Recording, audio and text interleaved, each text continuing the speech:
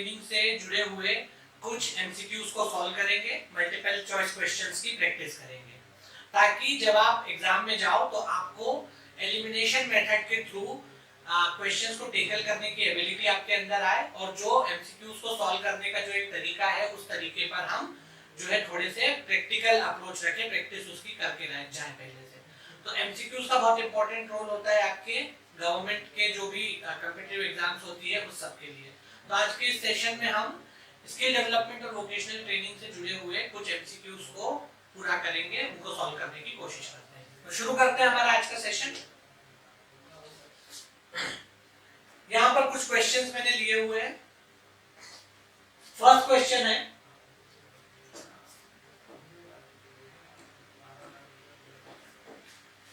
which of the following is or are a correct statement or statements about DDU GKY? DDU GKY stands for Deen Dayal Upadhyay ग्रामीण कौशल योजना।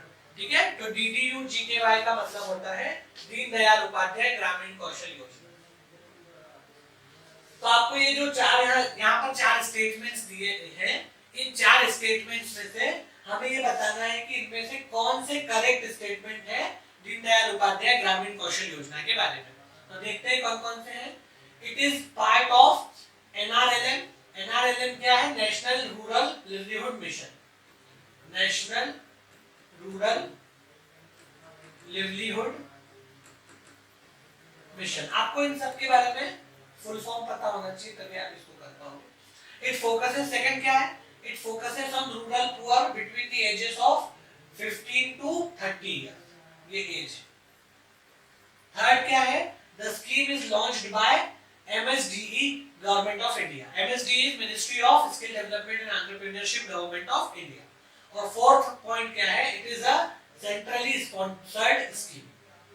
ये चार points हमें दिए हुए हैं फ्रेंड्स। हमको ये बताना है कि इनमें से कौन से सही है, कौन से करेक्ट है, कौन से करेक्ट नहीं है। मतलब आपको तो करेक्ट ही बताने हैं। यहाँ पर ऑप्शंस में कॉम्बिनेशंस दिए हुए हैं इन पॉइंट्स के। ठीक है, ऑप्शंस में क्या है? इन्हीं पॉइंट्स के कॉम्बिनेशंस दिए हैं।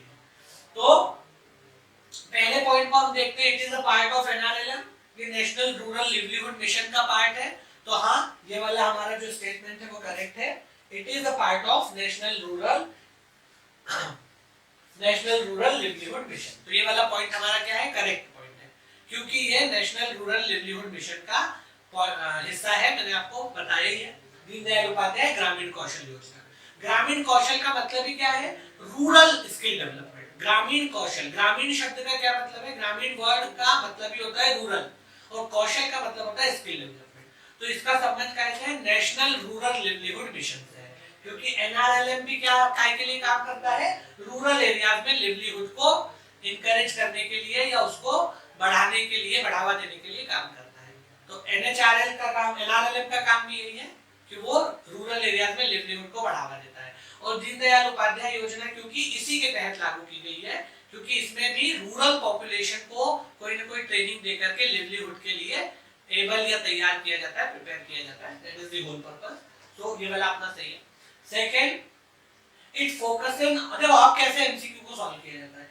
इनमें से जिस भी ऑप्शन में वन फर्स्ट है वो सब करेक्ट होंगे, क्योंकि आपको करेक्ट स्टेटमेंट बताना है। क्योंकि हमारा फर्स्ट स्टेटमेंट करेक्ट है, तो जिस भी ऑप्शन में फर्स्ट है वो सारे करेक्ट होंगे। तो आप देखेंगे यहाँ चारों में ही फर्स्ट है। ए में भी है, बी में भी है, सी में भी है और डी में भी है। चारों में ही फर्स्ट पॉइंट तो आ ही रहा है, तो हमको इससे कोई हेल्प नहीं मिली। तो ठीक है, कोई बात नहीं। अगला स्टेटमेंट देखते हैं, क्योंकि चारों ही में फर्स्ट आ रहा है तो कोई हेल्प मिली नहीं। फिर अगला स्टेटमेंट देखते हैं। It focuses on rural poor between the ages of 15 to 30। It focuses on rural poor between the ages of 15 to 30। ये 15 से 30 साल तक के रूरल पुअर को फोकस करती है। ये वाला स्टेटमेंट है। तीसरा स्टेटमेंट, तो ये स्टेटमेंट हमारा गलत है। क्यों गलत है? क्योंकि इसमें जो फोकस एज है वो रूरल पुअर की है 15 to 35, 35 साल तक के लोगों को इसमें 15 से 35, 15 ईयर्स से लेके 35 ईयर्स तक के जो लोग हैं जिनको आप यंग पॉपुलेशन मान सकते हैं रूरल एरियाज में, वो इसके लिए एलिजिबल होते हैं। दीनदयाल उपाध्याय ग्रामीण कौशल योजना के लिए 15 ईयर्स से लेकर के 35 ईयर्स तक के जो लोग हैं वो इसके लिए एलिजिबल है, बशर्ते वो रूरल एरियाज के हैं, रूरल एरियाज में, ठीक है। तो ये वाला पॉइंट हमारा क्या हो गया, गलत हो गया सेकंड। तो अब देखो दूसरा काम क्या करेंगे, जिस भी ऑप्शन में सेकंड पॉइंट आ रहा है वो हट जाएगा। तो आपका ए ऑप्शन गलत हो गया, क्योंकि ए ऑप्शन में सेकंड पॉइंट आ रहा है जो कि गलत है, और हमें क्या बताना है, करेक्ट बताना है कि कौन से करेक्ट है, हमें बताना है करेक्ट स्टेटमेंट। अब जिस भी पॉइंट में सेकंड वाला, जिस भी ऑप्शन में सेकंड वाला पॉइंट आ रहा है उसको हम रिमूव कर देंगे, क्योंकि सेकंड इनकरेक्ट है, वो गलत है, इसलिए वो हमारे आंसर में नहीं हो सकता, क्योंकि हमें करेक्ट स्टेटमेंट बताना है। तो आपका ए ऑप्शन खत्म हो गया, बी ऑप्शन भी खत्म हो गया, क्योंकि यहाँ पर भी सेकंड है, यहाँ पर भी सेकंड है, जबकि हमारा सेकंड पॉइंट इनकरेक्ट है, फॉल्स। तीसरा पॉइंट क्या है, third, the scheme is launched by ministry of skill development and entrepreneurship, government of India. MSD stands for ministry of skill development and entrepreneurship.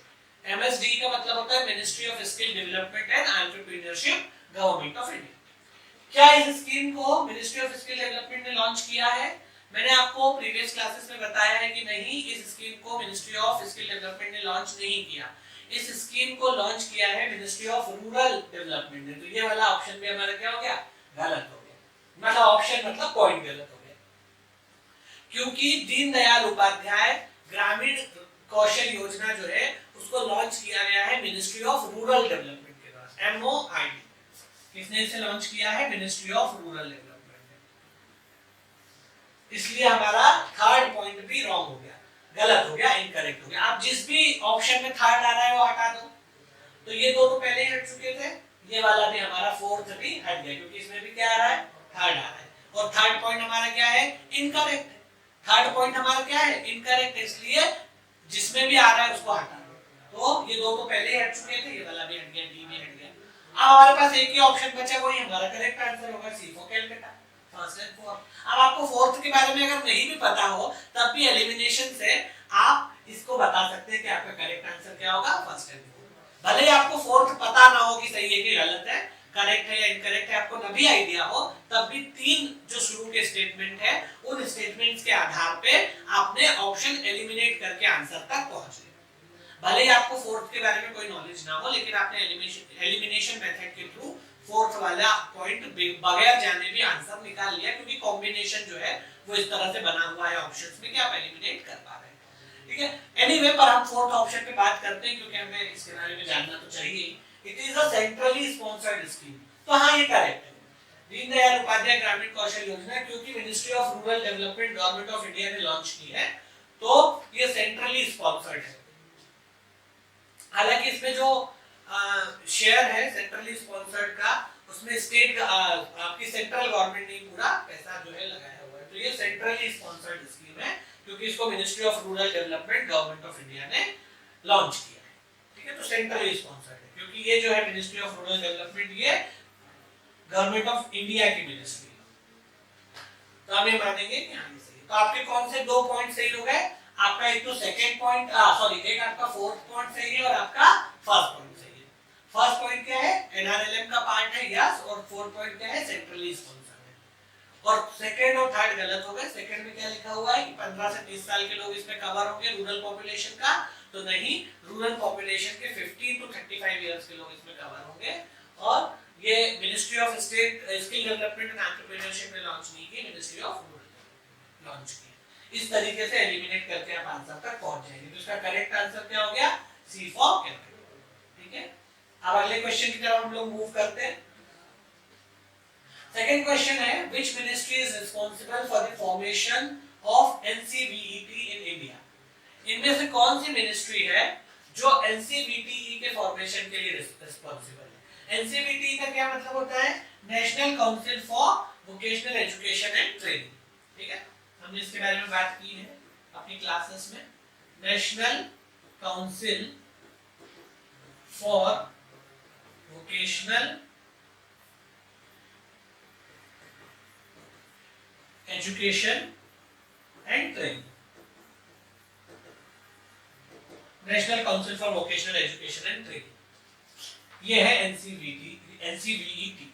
तो एनसीवीईटी को का फॉर्मेशन कौन सी ministry ने किया है? बेसिकली इस क्वेश्चन का मतलब यही है कि एनसीवीईटी का फॉर्मेशन किस मिनिस्ट्री ने किया है।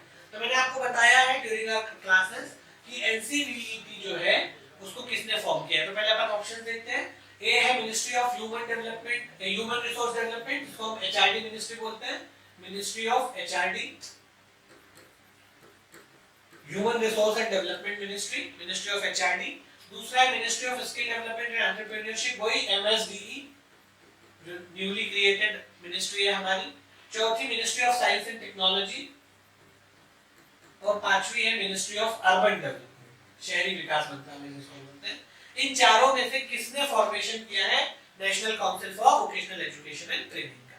ठीक है, ministry of human resource development, ministry of skill development and entrepreneurship, ministry of science and technology and ministry of urban development, UD, urban development, शहरी विकास मंत्रालय। ठीक है, ये आपको बताना। देखिए इसमें अर्बन डेवलपमेंट का तो कोई रोल नहीं है, क्योंकि हमको अगर वोकेशनल एजुकेशन और ट्रेनिंग के इंस्टीट्यूट्स के लिए काउंसिल बनाना है तो अर्बन मिनिस्ट्री उसमें क्या करेगी? वो तो सारे एरियाज में चलेंगे ना, रूरल एरियाज में, अर्बन एरियाज में। Urban ministry has no role to play, has a very little role to play, but what the direct one, तो ये इसमें नहीं है। खत्म। Ministry of science and technology, इसका भी कोई खास लेना देना नहीं है। मिनिस्ट्री ऑफ एचआरडी, हालांकि ये तीन तो मिलते जुलते आपको लग ही रहे होंगे। एचआरडी जो है ह्यूमन रिसोर्स डेवलपमेंट, इसका भी लेना देना हो सकता है, क्योंकि vocational education and training is directly linked to the human resource. Vocational training और एजुकेशन दे करके ही लोगों को ह्यूमन रिसोर्स में कन्वर्ट किया जाता है। जो हमारे यहाँ ऐसे लोग जो स्किल्ड नहीं है, अनस्किल्ड है, अनट्रेन्ड है, अनएजुकेटेड है, जिनके पास कोई वोकेशन नहीं है, उनको वोकेशनल एजुकेशन के थ्रू ह्यूमन रिसोर्स में, प्रोडक्टिव ह्यूमन रिसोर्स में कन्वर्ट किया जाता है। तो yes, ministry of HRD has a little scope कि इसका हो सकता है। Ministry of science and technology का भी नहीं हो सकता, क्योंकि वोकेशनल एजुकेशन एंड ट्रेनिंग के सिर्फ साइंस और टेक्नोलॉजी से जुड़े हुए एरियाज में तो नहीं दी जाती, दूसरे एरियाज में भी दी जाती है। उसमें टेक्नोलॉजी वाले सेक्टर्स भी है, लेकिन टेक्नोलॉजी के अलावा भी सेक्टर्स है, तो ये भी नहीं हो सकता। आप थोड़ा सा जैसे कॉमन सेंस लगाने का मैं बता रहा हूँ कि कैसे कॉमन सेंस से आप बेस्ट गेस तक पहुंच सकते हैं। अगर आपको नहीं भी पता है तो कैसे आप ऑप्शंस को लॉजिकली एलिमिनेट कर सकते हैं और लॉजिकली आप कोशिश कर सकते हैं करेक्ट ऑप्शन के नजदीक पहुंचने की। भले ही आपको ऑप्शन आंसर न भी पता हो, ऑप्शंस को आप कॉमन सेंस का यूज करके, थोड़ा सा लॉजिकल थिंकिंग का यूज करके, थोड़ी सी रीजनिंग का यूज करके एलिमिनेट कर सकते हैं। फिर उसके बाद अगर आपका सही हो गया तो अच्छा ही। एनीवे, इसका करेक्ट आंसर है B, ministry of skill development and entrepreneurship, ministry of skill development and entrepreneurship. NCVET जो है उसके फॉर्मेशन के लिए ministry of skill development and entrepreneurship responsible है, जो हमारी न्यूली क्रिएटेड मिनिस्ट्री है, जिसको अलग से हमारा जो नई पॉलिसी आई है, national policy on skill development and entrepreneurship 2015, उसके बेसिस पे इसको फॉर्म किया गया है और इसी के थ्रू एनसीवीईटी का गठन या फॉर्मेशन किया जाता है। ठीक है, तो ये हमारा ऑप्शन करेक्ट हो। फैक्चुअल क्वेश्चन है, अगर आपको पता है तो आप इसको सीधे सीधे लगा सकते हो। फैक्चुअल क्वेश्चन है ये, फैक्ट की तरह से अगर आपको याद है तो आप सीधे टिक कर दोगे, ना भी आपको याद है तो आप थोड़ा बहुत एलिमिनेट करके दो ऑप्शन भी एलिमिनेट कर दो तो आपके चांसेस 50% तक सही हो जाते हैं, मतलब 50% करेक्ट होने के चांसेस हो जाते हैं आपके। तो move to the next question. Third question पे आते हैं। Which of the following is not eligible institute for MMKY? MMKY is मुख्यमंत्री कौशल्या योजना, मुख्यमंत्री कौशल्या योजना।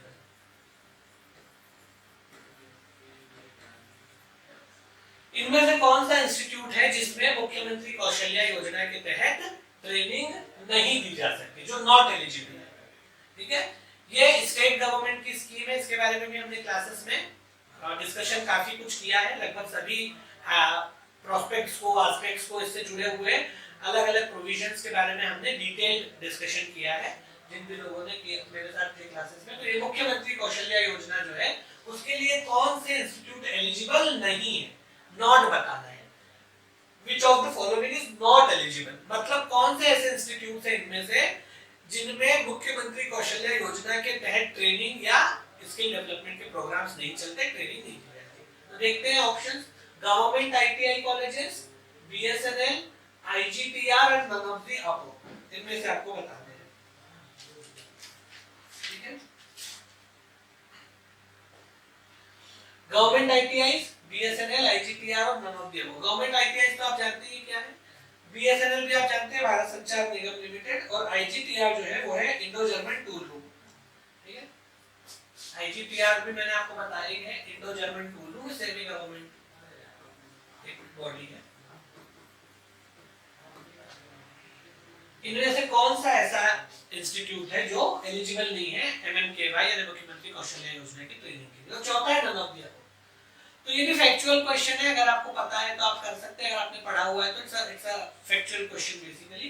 गवर्नमेंट आईटीआई इसके लिए एलिजिबल है, बीएसएनएल और आईजीटीआर जैसी जो संस्थाएं हैं वो भी इसके लिए एलिजिबल है। तो ये तीनों ही जो ऊपर दिए हैं एलिजिबल है, तो इसका आंसर आएगा none of the above, B for Delhi, ये इसका करेक्ट आंसर है ना। मैंने आपको बताया है कि मुख्यमंत्री कौशल्या योजना और मुख्यमंत्री कौशल संवर्धन योजना, ये जो दो स्कीम्स हैं, दोनों हमारी एंटी गवर्नमेंट की स्कीम्स है, मुख्यमंत्री कौशल संवर्धन योजना और मुख्यमंत्री कौशल्य योजना। मध्य प्रदेश की जो स्टेट गवर्नमेंट है उनकी ये स्कीम्स है, और इसमें जो एलिजिबल इंस्टीट्यूट्स हैं वो एक जैसे ही हैं, दोनों में समान, मतलब जो मुख्यमंत्री कौशल संवर्धन योजना के लिए जो एलिजिबल इंस्टीट्यूट्स हैं, same institutes are eligible for मुख्यमंत्री कौशल्य योजना। तो आप एक का याद कर लो, दूसरा आपको अपने आप याद आ जाएगा, मतलब अपने आप ही काम चल जाएगा आपका।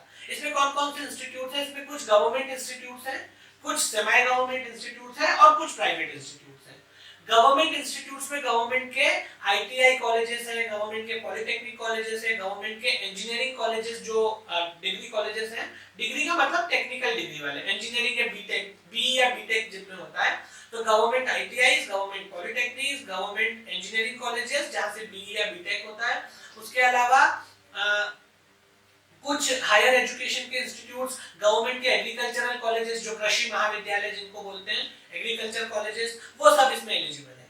सेमी गवर्नमेंट जो है उसमें जैसे ये है, आईजीटीआर है, ये सब है, और कुछ प्राइवेट इंस्टीट्यूट्स को भी इसमें एलिजिबल किया गया है, उसके लिए उनको एफिलिएशन लेना पड़ता है, बाकी एलिजिबल है। तो इसमें ये तीनों ही एलिजिबल है मुख्यमंत्री कौशल्या योजना के ट्रेनिंग इंस्टीट्यूट बनने के लिए। इन तीनों में ही ट्रेनिंग दी जा सकती है मुख्यमंत्री कौशल्या योजना के तहत जो कोर्सेज या जॉब रोल्स चल रहे हैं उनके लिए। तो इसका आंसर आएगा D, none of the above. इनमें से तीनों में से कोई ऐसा नहीं है जो एलिजिबल नहीं है, तीनों ही एलिजिबल है। अगले क्वेश्चन की तरफ मूव करते हैं, fifth one, no fourth one. What is the training period under MMKY? The same, Mukhyamantri Kaushalya योजना। एमएमकेवाई स्टैंड्स फॉर मुख्यमंत्री कौशल्या योजना, same thing.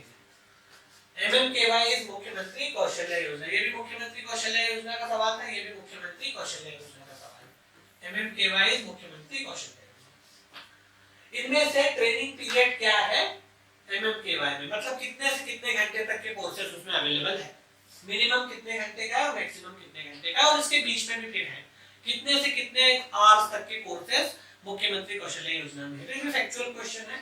100 to 1000, 100 to 1500, 100 to 1200 and 200 to 1200 hours, कितने तक के कोर्सेज हैं। देखिए इसमें कोर्सेज जो है कुछ तो डेज में बताए गए हैं और उसी डेज को फिर आवर्स में कन्वर्ट किया जाता है, ठीक है। तो इसमें जो कोर्सेज हैं वो 15 दिन से लेकर के 9 महीने तक के, मिनिमम 15 डेज का कोर्स है और मैक्सिमम जो कोर्स है वो 9 मंथ्स तक का है, और इसके बीच में फिर कुछ 2 महीने के, कुछ 1.5 महीने का, कुछ 3 महीने का, कुछ 4 महीने का है।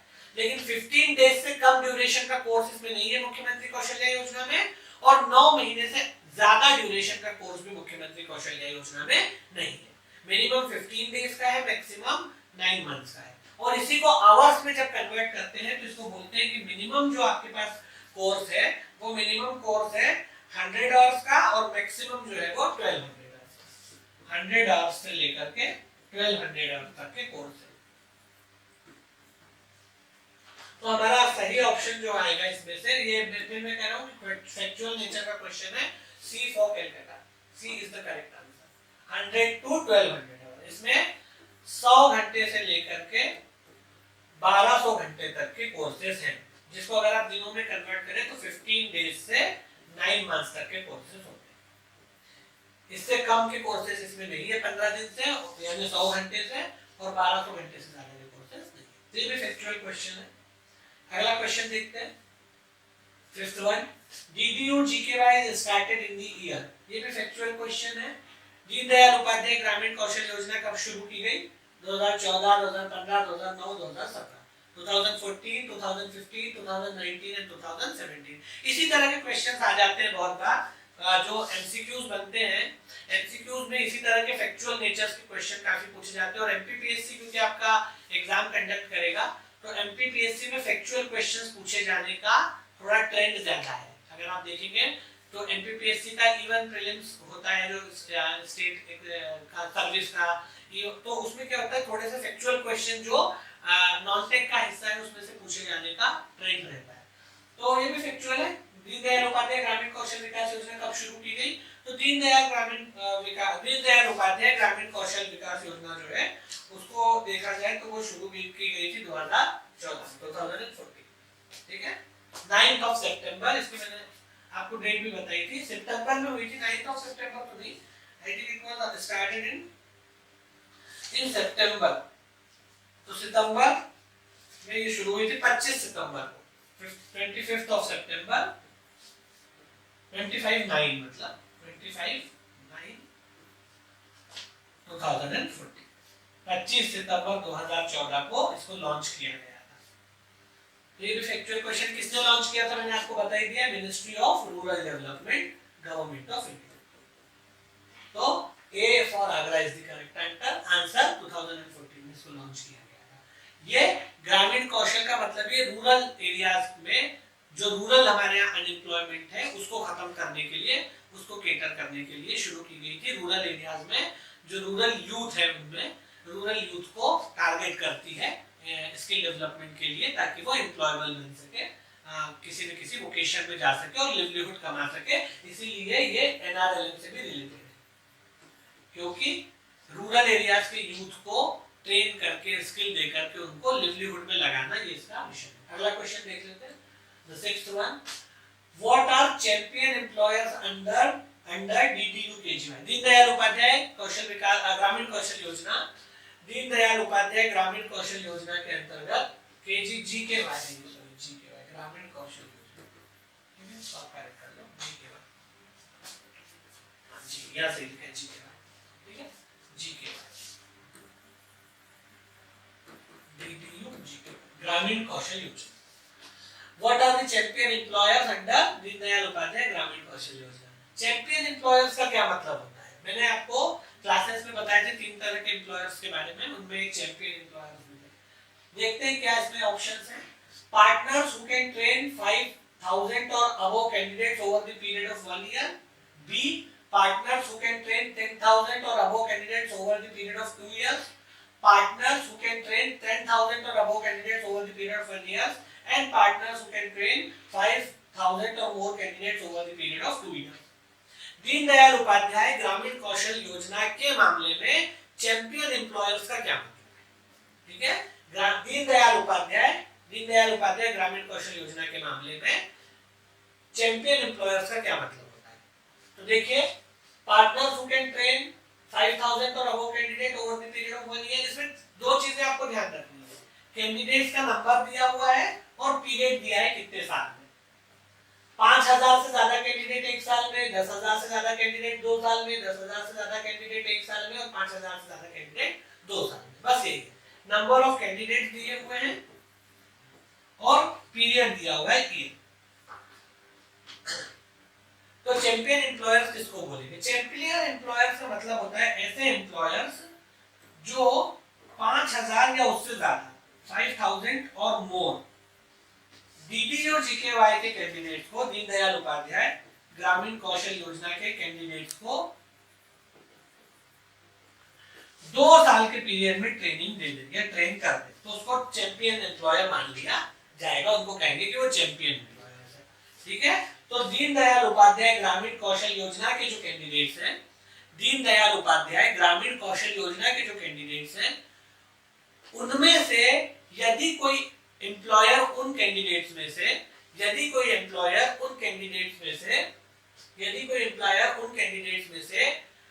5000 या उससे ज्यादा कैंडिडेट्स को 2 साल के अंदर ट्रेनिंग दे देता है तो उसको चैंपियन एम्प्लॉयर सरकार मानती है। ठीक है, तो चैंपियन एम्प्लॉयर का मतलब होता है ऐसे एम्प्लॉयर्स जो दीनदयाल उपाध्याय ग्रामीण कौशल योजना के कैंडिडेट्स में से 5000 या उससे ज्यादा कैंडिडेट्स को 2 साल के पीरियड में ट्रेन कर दे। है ना। तो इसमें आप देख लीजिए कहां पर ऐसा आ रहा है, जहां पर भी 10,000 आ रहा है उसको काट दो, बी गलत सी गलत क्योंकि 5,000 है, और यहाँ पर 5,000 अबो इन पीरियड ऑफ 1 ईयर, तो ये भी गलत हो गया, 2 साल होना चाहिए। ये फोर्थ वाला सही है, D, partners who can train 5,000 और more candidates over the period of 2 year, तो ये जो डी ऑप्शन है ये अपना सही है। ऐसे पार्टनर्स जो 2 साल के पीरियड में दीनदयाल उपाध्याय योजना के 5,000 या उससे ज्यादा कैंडिडेट्स को ट्रेनिंग दे। ठीक है, तो ऐसे पार्टनर्स, 3 तरह के पार्टनर्स हैं, उनमें एम्प्लॉयर, एक है चैंपियन एम्प्लॉयर। तो चैंपियन एम्प्लॉयर्स इस तरह के पार्टनर्स हैं जो डीडीयू जीकेवाई के कैंडिडेट्स में से 5,000 कैंडिडेट्स को या उससे ज्यादा कैंडिडेट्स को, 5,000 से ज्यादा कैंडिडेट्स को 2 साल के पीरियड में ट्रेनिंग दे सके। अगले क्वेश्चन पे जाते हैं, तो इसका ऑप्शन डी सही होगा। Which of the following is not a correct statement about PMKVY? PMKVY is प्रधानमंत्री कौशल विकास योजना। What is PMKVY? PM is PM, प्रधानमंत्री, इसको प्राइम मिनिस्टर मत सोचना, ये प्रधानमंत्री है, हालांकि हमने इसके बारे में लिखा है प्रधानमंत्री कौशल विकास योजना, प्रधानमंत्री कौशल विकास योजना। इसके बारे में कौन सा स्टेटमेंट करेक्ट नहीं है या कौन सी स्टेटमेंट करेक्ट नहीं है? Which of the following is or are not a correct statement or statements about PMKVY? इनमें से कौन सा स्टेटमेंट या स्टेटमेंट्स पीएमकेवीवाई के बारे में सही नहीं है? आपको इनकरेक्ट वाले बताऊंगा, जो सही नहीं है, लिखा है ना not a correct.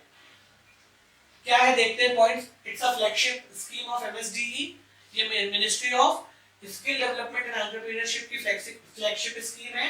Second, it's implemented by NSDM, national skill development mission के द्वारा इसको इंप्लीमेंट किया जाता है।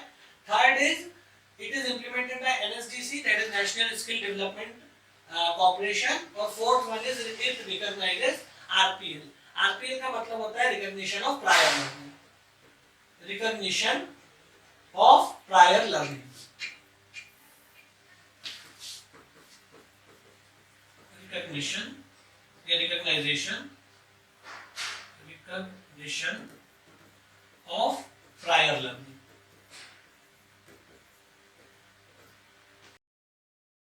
It's a flagship scheme of MSDE, yes ये सही है, ये एमएसडीई की फ्लैगशिप स्कीम है। ठीक है, ये वाला सही है, ministry of skill development and entrepreneurship की फ्लैगशिप स्कीम है। फ्लैगशिप स्कीम मतलब सबसे इंपॉर्टेंट जो स्कीम है, जो स्किल डेवलपमेंट या वोकेशनल ट्रेनिंग को लेकर के चल रही है देश में, वो उनमें सबसे महत्वपूर्ण, सबसे इंपॉर्टेंट स्कीम यही है। इसीलिए ये ministry of skill development and entrepreneurship की फ्लैगशिप स्कीम है about skill development in the country. ठीक है, उसके बाद it is implemented by NSDM, yes, no it is not implemented by NSDM, गलत, ये नहीं है, इसको एनएसडीएम इंप्लीमेंट नहीं करता, एनएसडीसी करता है। थर्ड है it is implemented by NSDC, yes ये सही है, it is implemented by NSDC, national skill development corporation इसको इंप्लीमेंट करता है। और चौथा it recognises RPL, yes it does recognise RPL, इसमें रिकॉग्निशन ऑफ प्रायर लर्निंग को जो है आइडेंटिफाई किया गया है। 3 चीजें मैंने आपको बताई थी कि 3 इसके कंपोनेंट्स हैं, कैटेगरीज है, एक एसटीटी है, एक आरपीएल है और एक है एसपीज। ठीक है, STT is short term training, RPL is recognition of prior learning और एसपीज इज स्पेशल प्रोजेक्ट्स। ये 3 इसके कैटेगरीज हैं पीएमकेवीवाई के, ये अपन ने डिटेल में देखा था, है ना, short term training, recognition of prior learning और एसपीज। तो यस इट आइडेंटिफाइज आरपीएल, तो ये सही है। तो इसमें से गलत केवल कौन सा है? दूसरा गलत है, क्योंकि ये इंप्लीमेंटेड एनएसडीएम इसको इंप्लीमेंट नहीं करता, नेशनल स्किल डेवलपमेंट मिशन एनएसडीएम इसको इंप्लीमेंट नहीं करता, इसको इंप्लीमेंट कौन करता है? NSDC, national skill development corporation. तो फर्स्ट, थर्ड और फोर्थ हमारे सही है, फर्स्ट, थर्ड और फोर्थ हमारे सही है, सेकंड जो है वो गलत है, आपको गलत वाला बताना है, नॉट अ करेक्ट स्टेटमेंट। तो ये देखिए इसमें से फर्स्ट एंड फोर्थ नहीं आएगा, ओनली 2 आएगा, बाकी ये तो गलत है। ठीक है, कौन सा ऑप्शन हमारा सही आ जाएगा? ओनली 2, बिकॉज़ जो सेकंड स्टेटमेंट है वो इनकरेक्ट है, बाकी सारे करेक्ट है, तो ओनली 2 ये वाला आपका सही आ जाएगा। Move to the next question, 6th one, no 6th one नहीं, 7th वन हो गया हमारा, 8th one. RPL stands for, ये भी हमने देखा आरपीएल का मतलब क्या होता है, ये इस तरह के भी फैक्चुअल क्वेश्चंस आपको बहुत बार आ जाते हैं।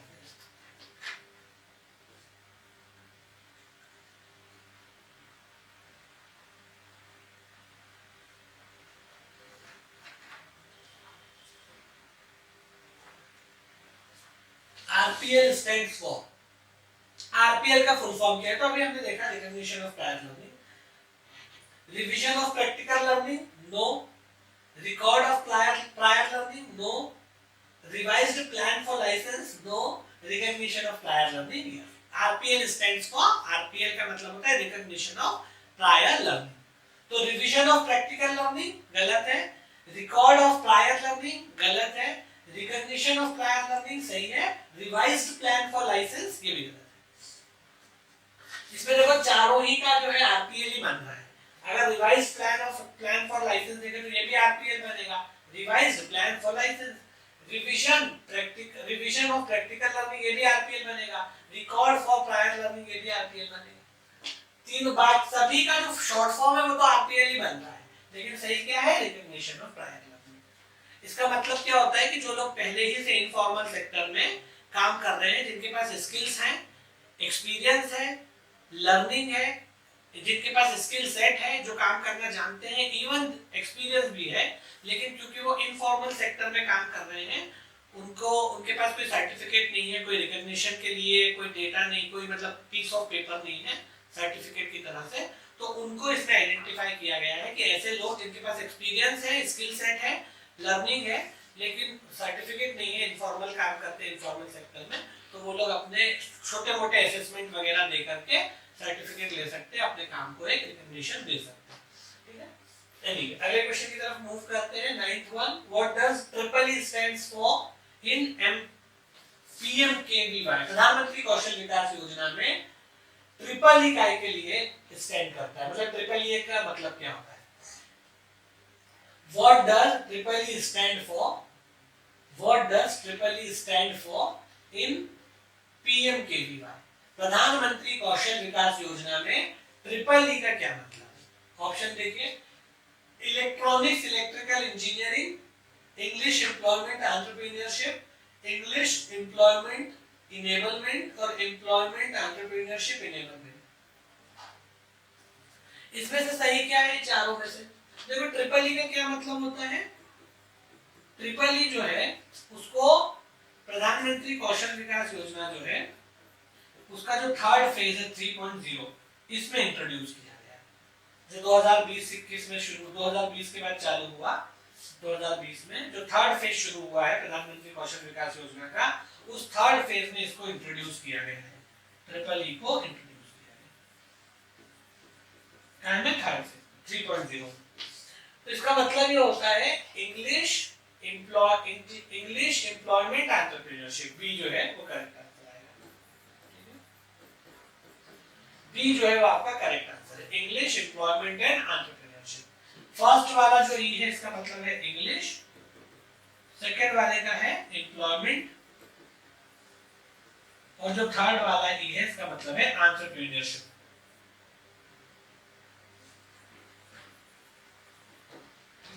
तो इंग्लिश एम्प्लॉयमेंट एंटरप्रेन्योरशिप ये इसका मतलब है। ठीक है, तो इसको बेसिकली इंटरनेशनल लेवल पे काम करवाने के लिए इसको इंट्रोड्यूस किया गया है। मैं जो दो तरह के कोर्सेज इसमें लॉन्च किए गए हैं, एक लैंग्वेज कोर्सेज है और दूसरा ब्रिज कोर्सेज है। लैंग्वेज कोर्सेज इसलिए लागू किए गए हैं कि हमारा जो वर्कफोर्स है वो सिर्फ डोमेस्टिक मार्केट में काम करने के लिए ही एबल ना हो, इंटरनेशनल जगह पर, मतलब किसी विदेशों में जहाँ पे शॉर्टेज ऑफ लेबर है वहां पर भी हम अपने वर्कफोर्स को सप्लाई कर सके, उनको एम्प्लॉयमेंट दिला सके, और इसके लिए उनको वहां पर काम करने में आसानी हो, इसके लिए जरूरी है कि उनको इंग्लिश लैंग्वेज आती हो ताकि वो बाहर के देशों में काम कर सके। तो इंग्लिश के कोर्सेज इसमें इंट्रोड्यूस किए गए हैं। और बाकी एम्प्लॉयमेंट और एंटरप्रेन्योरशिप तो है ही कि वो एम्प्लॉयमेंट हासिल करे, और एम्प्लॉयमेंट हासिल करने से ज्यादा अगर कोई व्यक्ति सेल्फ एम्प्लॉयमेंट करना चाहता है, अपना कोई काम करना शुरू करना चाहता है, कोई स्टार्टअप लेना चाहता है, तो उसके भी कोर्सेज है। तो ये English employment and entrepreneurship is the correct answer.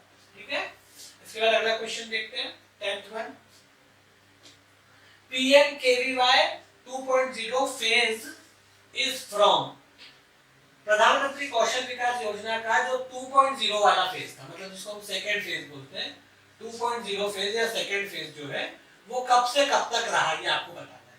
प्रधानमंत्री कौशल विकास योजना का 2.0 यानी सेकेंड फेज, पीएमकेवीवाई 2.0 का मतलब होता है प्रधानमंत्री कौशल विकास योजना सेकेंड फेज या 2.0 का फेज का ड्यूरेशन क्या रहा, 2014 से 18, मतलब 14 to 18, 16 to 20, 17 to 21 and 15 to 28। ये तो बहुत फैक्चुअल क्वेश्चन है। ये जो है इसका पीरियड रहा है, आप लोग जानते ही होंगे। सेकंड वाला जो है 16 से 20 तक चला, बी जो है इसका करेक्ट आंसर है। 2016 में शुरू हुआ और 2020 तक चला, ये सेकंड फेज 2.0। इससे पहले फर्स्ट फेज शुरू किया गया था 2015 में, और वो जो है 2016 में उसको पायलट प्रोजेक्ट बोलते हैं। जो फर्स्ट फेज था उसको बोलते हैं पायलट फेज। पायलट फेज का मतलब होता है, मतलब जिसको कहते हैं ट्रायल जैसा, तो ट्रायल जैसा फेज था पहले वाला जिसको पायलट फेज बोलते हैं। फिर सेकंड फेज जो था उसको 2.0 बोला जाता है, जो 2014 से 2020 तक रहा। और अब उसके बाद फिर थर्ड फेज शुरू हुआ जिसको 3.0 बोलते हैं। तो इसका थर्ड फेज भी शुरू हो गया है, पीएम कौशल विकास योजना 3.0 उसको बोलते हैं। तो इसका सही आंसर है 2016 to 20। फैक्चुअल क्वेश्चन है ये भी। अगला देखते हैं, ये थोड़ा सा ट्रिकी क्वेश्चन है, कंसेप्चुअल क्वेश्चन है। देखो यहाँ पर जो मैंने एमसीक्यूज लिए हैं उनमें कुछ फैक्चुअल नेचर के हैं, कुछ कैसे हैं ट्रिकी। ट्रिकी मतलब कंसेप्चुअल लेवल के हैं, तो कुछ तो फैक्चुअल नेचर के हैं, कुछ थोड़े से कंसेप्चुअल। देखते हैं इसको। एक ट्रिकी है, it's a tricky one. Which of the following is और are not a correct statement और statements. The central component of PMKVY is not implemented by NSDC. State component of PMKVY is implemented by SSDM. 20% of the total funding of PMKVY is under state component. 70% of the total funding of PMKVY is under central component. थोड़ा सा tricky, आपका दिमाग थोड़ा पढ़ने में ही घूम रहा होगा कि इसमें लिखा क्या हुआ है, बट ये आसान है, ना मुश्किल नहीं है। पहला पॉइंट देखते थे, इसमें आपको क्या बताना है, कौन से सही नहीं है ये बताना, नॉट अ करेक्ट, मतलब इनकरेक्ट वाले अपने को बताने हैं। कौन से सही नहीं है ये वाले बताने हैं, इनकरेक्ट वाले। देखते हैं कौन कौन से इनकरेक्ट है। अब जो करेक्ट होंगे उसको सही करते जाएंगे, इनकरेक्ट वाले को कट करते जाएंगे। The central component of PMKVY is not implemented by NSDC, तो ये तो गलत है, बिकॉज़ ये इंप्लीमेंट एनएसडीसी तो कर रहा है ना। तो ये पहले ही स्टेटमेंट हमारा क्या हो गया, गलत हो गया। ये स्टेटमेंट गलत है क्योंकि एनएसडीसी ही इसको इंप्लीमेंट कर रहा है।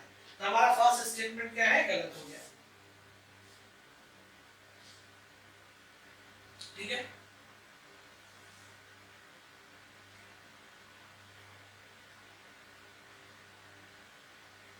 उसके बाद तो देखो जिसमें फर्स्ट नहीं है उसको हटा दो, इसमें फर्स्ट नहीं है तो ये अपने आप हट जाएगा, क्योंकि फर्स्ट तो इनकरेक्ट है और इसमें फर्स्ट नहीं है, तो डी ऑप्शन अपने आप क्या हो जाएगा, एलिमिनेट हो जाएगा, क्योंकि इसमें फर्स्ट पॉइंट नहीं है तो ये एलिमिनेट हो गया। क्योंकि सेंट्रल कंपोनेंट जो है वो एनएसडीसी ही इसका इंप्लीमेंट कर रहा है, जबकि इसमें ये लिखा है कि नॉट इंप्लीमेंटेड। तो ये स्टेटमेंट कैसा हो गया, गलत हो गया, क्योंकि इसमें क्या लिखा है कि सेंट्रल कंपोनेंट एनएसडीसी इंप्लीमेंट नहीं कर रहा, जबकि सही बात क्या है कि एनएसडीसी ही इंप्लीमेंट कर रहा है। तो ये हमारा गलत हो गया, इनकरेक्ट हो गया। तो जिसमें फर्स्ट नहीं है वो अपने आप एलिमिनेट हो जाएगा, क्योंकि फर्स्ट इनकरेक्ट है और इसमें फर्स्ट को शामिल नहीं किया हुआ, जबकि हमको इनमें इनकरेक्ट ही ढूंढने हैं। क्या ढूंढने हैं, इनकरेक्ट वाली ढूंढने हैं। फिर दूसरा पॉइंट देखते हैं, state component of PMKVY is implemented by SSDM, ये तो सही है, ये वाला जो स्टेटमेंट है ये सही है। जो इसका स्टेट कंपोनेंट है वो स्टेट वाला जो स्टेट जो है वो शुरू किया गया है, इसमें नॉट करेक्ट आपको बताना ना, यस, तो ये सही है, ये वाला तो सही है हमारा। स्टेट कंपोनेंट जो है वो कौन लागू करता है, स्टेट स्किल डेवलपमेंट मिशन। एसएसडीएम मतलब state skill development mission. S for state skill development mission, state skill development mission, clear है। तो स्टेट कंपोनेंट जो होता है वो एसएसडीएम में इंप्लीमेंट करता है, जो ये कि तो ये हमारा ये वाला स्टेटमेंट क्या हो गया, सही हो गया। State component of PMKVY is implemented by SSDM, which is a true thing, which is a true statement। कि स्टेट कंपोनेंट जो है वो स्टेट स्किल डेवलपमेंट मिशन यानी एसएसडीएम इंप्लीमेंट करता है। ये तो सही है। तो जिसमें भी सेकंड आ रहा है वो वाला हमारा अलग आ जाएगा, क्योंकि वो तो सही निकल गया, तो ये फर्स्ट वाला एलिमिनेट हो जाएगा, फर्स्ट वाला एलिमिनेट हो जाएगा क्योंकि इसमें सेकंड आ रहा है, जबकि सेकंड हमारा करेक्ट है, एलिमिनेट हो जाएगा ये, ठीक है। जिसमें फर्स्ट वाला नहीं आ रहा है वो एलिमिनेट होगा, और जिसमें सेकंड वाला आ रहा है वो एलिमिनेट होगा, है ना। जिसमें फर्स्ट वाला नहीं आ रहा है वो एलिमिनेट होगा, तो इनमें से कौन सा है जिसमें फर्स्ट वाला नहीं आ रहा? डी, तो ये एलिमिनेट हो जाएगा। और जिसमें सेकंड वाला आ रहा है वो एलिमिनेट हो जाएगा। तो सेकंड वाला किसमें आ रहा है? इसमें आ रहा है, इसमें आ, तो ये तो पहले ही एलिमिनेट हो चुका है, फर्स्ट वाला भी एलिमिनेट हो जाएगा। फर्स्ट और फोर्थ में आ रहा है, मतलब ए और डी में आ रहा है, तो डी तो पहले ही एलिमिनेट हो चुका है, डी तो पहले ही एलिमिनेट हो चुका है, अब ए भी एलिमिनेट हो जाएगा क्योंकि इसमें सेकंड पॉइंट आ रहा है, जबकि सेकंड हमारा सही है। यहां हमको नॉन करेक्ट को या इनकरेक्ट को पहचानना है, जबकि सेकंड करेक्ट है। थर्ड वाला देखते हैं। 25 of the total funding, 25% of the total funding is under state component, ये सही है, ये वाला सही है, थर्ड वाला सही है। और 70% of the total funding of PMKVY is under central, ये गलत है, ये वाला गलत। इसमें का जो डिवाइड है वो 75-25 का है। 75% जो फंडिंग है वो सेंट्रल कंपोनेंट के पास है और 25% जो है वो स्टेट कंपोनेंट के पास, ये इस पे डिवाइड है। पीएमकेवीवाई का जो फाइनेंशियल स्ट्रक्चर है, पीएमकेवीवाई का जो फाइनेंशियल डिवीजन जिसको बोलते हैं, जो टोटल फंड इसके लिए सैंक्शन हुआ है, जो टोटल फंड इसके लिए सैंक्शन हुआ है, इसका हम फाइनेंशियल स्ट्रक्चर देखें तो जो टोटल फंड इसके लिए सैंक्शन हुआ है उस टोटल फंड का 75% सेंट्रल कंपोनेंट के पास जाता है और 25% स्टेट कंपोनेंट के पास जाता है। एक बात समझ में? 75% जो है सेंट्रल कंपोनेंट के पास जाता है, 25% स्टेट कंपोनेंट के पास जाता है। ये इसका फाइनेंशियल डिवीजन है फंड का। अब यहाँ पर सेकंड जो हमारा थर्ड पॉइंट है वो तो करेक्ट है, क्योंकि इसमें तो सही बात लिखी है कि 25% of the total funding of PMKVY is under state component, which is a true thing, क्योंकि मैंने आपको बताया कि 25% किसके पास जाएगा? स्टेट कंपोनेंट के पास। लेकिन जो फोर्थ पॉइंट है 70% of the total funding is under central component, ये गलत है, क्योंकि कितने परसेंट जाता है? 75% जो टोटल फंडिंग है वो सेंट्रल कंपोनेंट को मिलता है। तो फोर्थ वाला गलत है, थर्ड वाला सही है। तो हमारे कौन कौन से इनकरेक्ट हो गए? आपको इनकरेक्ट बताना है, नॉन करेक्ट, फर्स्ट वाला और फोर्थ वाला। तो ये कौन से ऑप्शन में है? बी ऑप्शन में। तो हमारा करेक्ट आंसर क्या हो जाएगा? B is the correct answer. B हमारा करेक्ट आंसर हो जाएगा। क्यों बी करेक्ट हो जाएगा? क्योंकि बी में फर्स्ट एंड फोर्थ है और फर्स्ट एंड फोर्थ ही हमारे इनकरेक्ट, हमको इनकरेक्ट ही बताना है। सेकंड और थर्ड पॉइंट करेक्ट है। सेकंड भी करेक्ट है कि पीएमकेवीवाई का जो स्टेट कंपोनेंट है, स्टेट में एसएसडीएम अप्लाई करता है, इंप्लीमेंट करता है, और 25% जो है टोटल फंडिंग का स्टेट कंपोनेंट को मिलता है। और जो फर्स्ट है वो गलत है कि एनएसडीसी इसको इंप्लीमेंट नहीं करता, जबकि एनएसडीसी ही इंप्लीमेंट करता है। इसमें नॉट लिखा है तो गलत है। और इसमें 75% आएगा, जबकि ये 70%। ठीक है, तो ये थोड़ा सा ट्रिकी क्वेश्चन है। अगला क्वेश्चन देखते हैं। देखो, इसको मेरे को समझाने में आपको इतनी देर लगी, आप इसको जब सॉल्व करोगे तो आपको इतना टाइम नहीं लगेगा।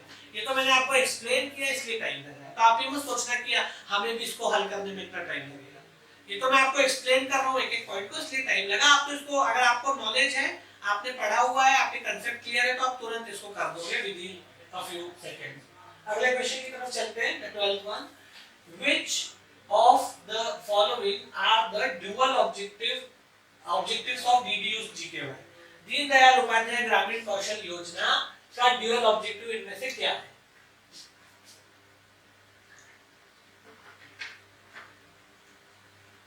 अच्छा, इसके ऑप्शंस नहीं है, इसके ऑप्शंस नहीं, इसके ऑप्शंस अपन बना देते, दिए हुए नहीं है।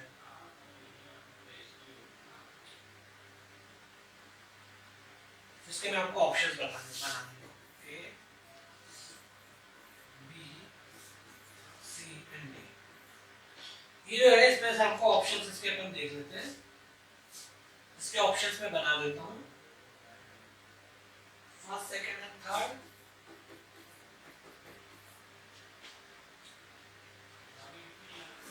First, third and fourth, first and third, first and fourth. ठीक, ऑप्शंस मैंने आपको लिख दिए। ठीक है, अब आपको ये बताना है कि जो दीनदयाल उपाध्याय ग्रामीण कौशल योजना है उसके ड्यूअल ऑब्जेक्टिव में से क्या है। इसमें तीन तीन बनाएंगे, फिर ड्यूअल कैसे बनेगा, दो ही बताने ना, तो इसके ऑप्शन में दो दो ही अपन रखते हैं। First fourth, first third, first fourth, second third and second fourth, ऐसे रखते हैं। ठीक है,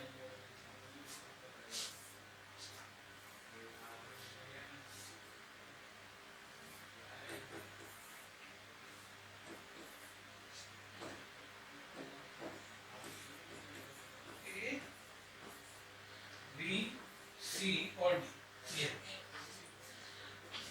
Which of the following are the dual objectives of Deendayal Upadhyaya ग्रामीण कौशल योजना? इन चार में से कौन से दो ऑब्जेक्टिव्स हैं जो ग्रामीण कौशल योजना के ड्यूअल ऑब्जेक्टिव्स में शामिल किए गए? ठीक है, ग्रामीण कौशल योजना जो दीनदयाल उपाध्याय के नाम पे शुरू की गई है, DDU-GKY, दीनदयाल उपाध्याय ग्रामीण कौशल योजना में कौन से दो उसके ड्यूअल ऑब्जेक्टिव्स में शामिल किए गए हैं इन चार में से? यहाँ पे चार लिखे हैं, इन चार में से कौन से दो पॉइंट्स दीनदयाल उपाध्याय ग्रामीण कौशल योजना के ड्यूअल ऑब्जेक्टिव में शामिल है? ड्यूअल का मतलब होता है दो, इन चार में से कोई से दो ऑब्जेक्टिव्स इसके ड्यूअल ऑब्जेक्टिव्स में शामिल किए गए हैं। कौन सी योजना के? दीनदयाल उपाध्याय ग्रामीण कौशल योजना के। तो ये जो चार लिखे हैं, इन चार में से कौन से दो ऐसे हैं जिनको दीनदयाल उपाध्याय ग्रामीण कौशल योजना के ड्यूअल ऑब्जेक्टिव्स में शामिल किया गया है? देखते हैं कौन से चार हैं। पहला है adding diversity to the income of rural poor family, दूसरा है एलिविएशन ऑफ रूरल पॉवर्टी, तीसरा है डेवलपमेंट ऑफ रूरल इंफ्रास्ट्रक्चर और चौथा है catering the career aspirations of rural youth. इनमें से कौन से दो हैं?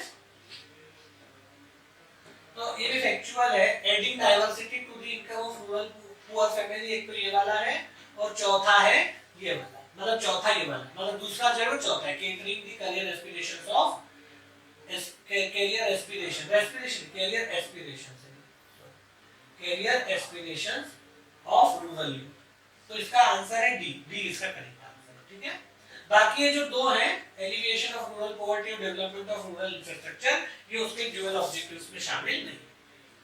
मैंने आपको क्लासेस में बताया है ड्यूरिंग द क्लासेस कि दीनदयाल उपाध्याय ग्रामीण कौशल योजना के दो ऑब्जेक्टिव्स हैं जिनको उसके ड्यूअल ऑब्जेक्टिव बोलते हैं। ड्यूअल ऑब्जेक्टिव बोला जाता है, उसमें से पहला जो है वो है रूरल पुअर, जो रूरल पुअर परिवार है यानी रूरल पुअर फैमिलीज हैं, उनके इनकम को उनके सोर्स ऑफ इनकम को डाइवर्सिफाई करना है ना। तो adding diversity to the income of rural poor family, ये इसका एक ऑब्जेक्टिव है। इसको मैंने आपको समझाया था कि इसका मतलब क्या होता है, रूरल पुअर फैमिलीज की जो इनकम सोर्सेस है वो बहुत लिमिटेड है, तो उनमें डाइवर्सिटी ऐड करना, ये इसका एक ऑब्जेक्टिव है। क्योंकि जब भी कोई चैलेंज आता है, कोई थ्रेट आता है, तो उनका अगर वो वाला जो सोर्स ऑफ इनकम है वो अंडर थ्रेट आता है, तो उनका पूरा परिवार जो है वो फिर मतलब बर्बाद हो सकता है, इसलिए उसमें डाइवर्सिटी ऐड करना। और दूसरा जो ड्यूअल में से जो दूसरा है वो है गांव के जो युवा लोग हैं, ग्रामीण युवा, रूरल यूथ जो है, उनके कैरियर एस्पिरेशंस को केटर करना। मैंने आपको बताया था कि आजकल जो है गांव में भी लोगों के कैरियर एस्पिरेशंस बहुत डाइवर्सिफाई हो गए हैं। पहले ये था कि भाई गांव का कोई युवा है, कोई रूरल यूथ में मतलब कोई गांव का युवा है तो उसको खेती करना है या उसको एनिमल हस्बेंड्री से जुड़ा कोई काम करना है। लेकिन आजकल क्या हो गया है, due to the exposure they have, उनको भी एक्सपीरियंस आ गई है, बहुत सारे अलग अलग करियर में जाने के लिए वो लोग एस्पायर करते हैं, और लेकिन उनके पास अपॉर्चुनिटी नहीं होती, एक्सपोजर नहीं होता, उनको प्रॉपर गाइडेंस नहीं मिलता है। तो इसमें ये भी कहा गया है कि जो एस्पिरेशंस बढ़ रही है रूरल पुअर में अलग अलग एरिया में करियर बनाने के लिए, उसको केटर करना। ये दो चीजें हैं, तो क्या इसका ऑप्शन सही आएगा? Option D, first and fourth सही है। बाकी ये जो है कि रूरल पॉवर्टी को एलिविएट करना, रूरल इंफ्रास्ट्रक्चर को डेवलप करना, ये इसका घोषित लक्ष्य नहीं है, डिक्लेयर्ड ऑब्जेक्टिव नहीं है। हाँ भाई, लोगों को अगर मान लो कि कौशल विकास होगा, मतलब वो ट्रेन होंगे, स्किल डेवलपमेंट होगा, तो उनको एम्प्लॉयमेंट मिलेगा, कुछ ना कुछ काम करने को मिलेगा, तो उनको पैसे मिलेंगे, तो अपने आप ही रूरल पॉवर्टी दूर हो जाएगी। लेकिन ये उसका डिक्लेयर किया हुआ ऑब्जेक्टिव नहीं है। लेकिन हाँ, जब भी अगर लोगों ने कोई काम सीख लिया, कोई स्किल हासिल की, कोई वोकेशनल ट्रेनिंग का कोर्स कर लिया, उनको एम्प्लॉयमेंट मिल गया, तो पॉवर्टी अपने आप जो है एलिविएट होगी, कुछ ना कुछ मदद तो मिलेगी। ताकि रूरल इंफ्रास्ट्रक्चर वगैरह से इसका कोई लेना देना नहीं। अगला क्वेश्चन देखते हैं, the 13th one. Which of the following is or are not correct statement or statements about PMKVY 3.0? जो थर्ड फेज है प्रधानमंत्री कौशल विकास योजना, प्रधानमंत्री कौशल विकास योजना का जो थर्ड फेज है जिसको 3.0 बोलते हैं, जो थर्ड फेज है उस थर्ड फेज के बारे में कौन सा स्टेटमेंट इनकरेक्ट है, करेक्ट नहीं है ये बताना है। ये केवल और केवल आपको 3.0 को ध्यान में रख के करना है। 2.0 और जो फर्स्ट पायलट फेज था, पायलट फेज और 2.0 से इसका कोई लेना देना नहीं है। ये आपसे स्पेसिफिकली किसके बारे में पूछा गया है? प्रधानमंत्री कौशल विकास योजना के थर्ड फेज के बारे में, प्रधानमंत्री कौशल विकास योजना 3.0 के बारे में। इसलिए 2.0 और पायलट प्रोजेक्ट या पायलट जो फेज था उसका पहला फेज, पायलट फेज और 2.0 को दिमाग से निकाल दो, क्योंकि स्पेसिफिकली 3.0 या थर्ड फेज के बारे में पूछा गया है प्रधानमंत्री कौशल विकास योजना के। क्या स्टेटमेंट दिए हैं, इनमें से कौन सा सही है कौन सा गलत है अपन देखते हैं। इसमें से कौन से सही है कौन से गलत है आपको बता दें। तो पढ़ते हैं क्या है इसमें। इसमें भी ऑप्शंस नहीं है, ऑप्शंस में बना देता हूं A, B, C और D. It focuses on decentralization of the structure. The age group covered between 15 to 40 years. Central component is implemented solely by NSDC और it covers RPL. ठीक है, इसके मैं आपको बता देता हूँ इनके वो options. First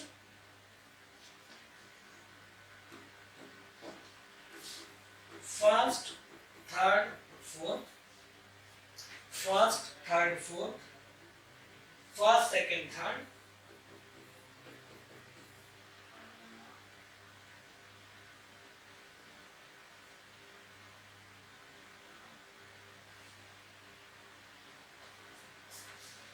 first second and fourth,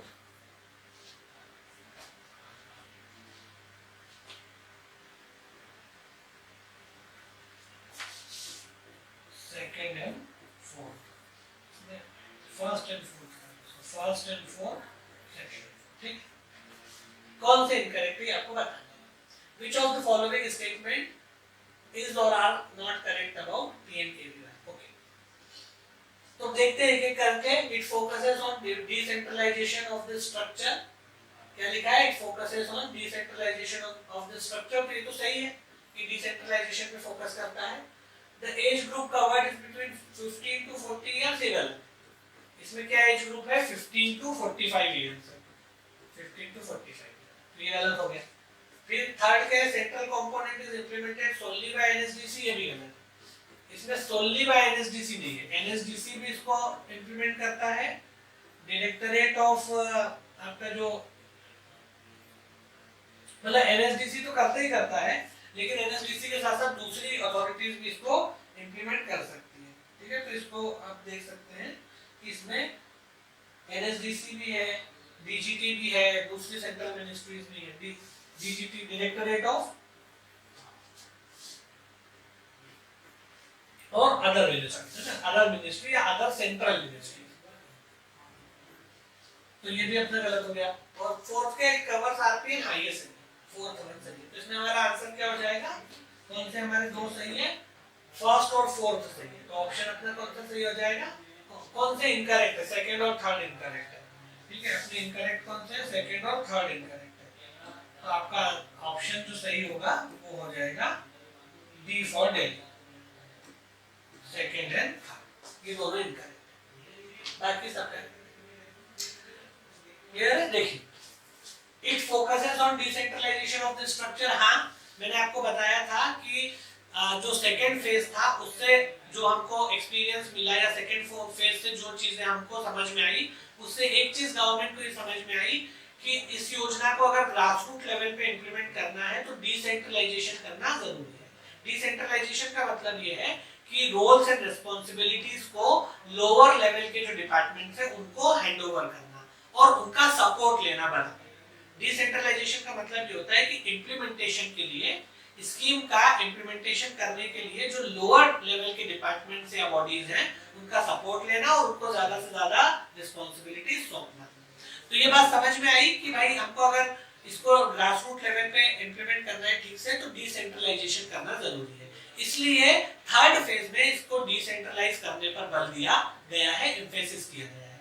तो अब पीएमकेवीवाई के इम्प्लीमेंटेशन का जो स्ट्रक्चर है उसको डिसेंट्रलाइज करने पे एम्फेसिस दिया जा रहा है, इसमें ये बात कही गई है। तो ये सही फोकस है on decentralisation of the structure, ताकि ग्रास रूट लेवल पे जो लोअर लेवल पे जो बॉडीज हैं उनको सपोर्ट लिया जा सके उनका, और उनको रिस्पांसिबिलिटी दी जा सके, ताकि अच्छा इंप्लीमेंटेशन हो।